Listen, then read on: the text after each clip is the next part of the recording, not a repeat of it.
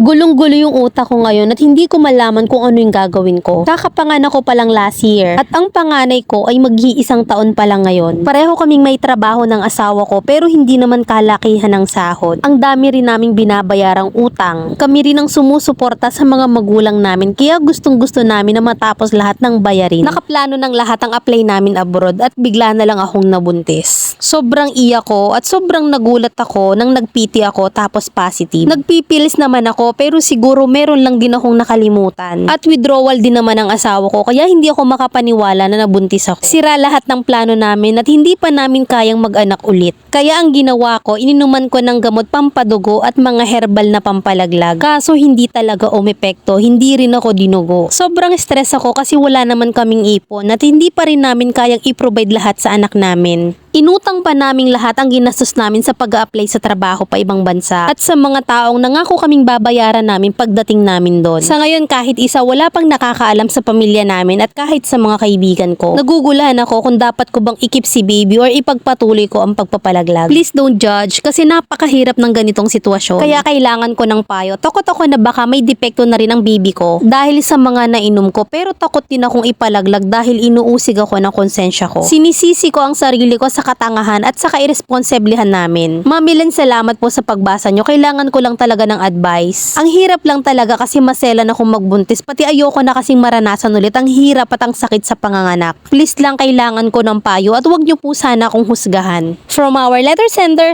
Layla ng Alabang.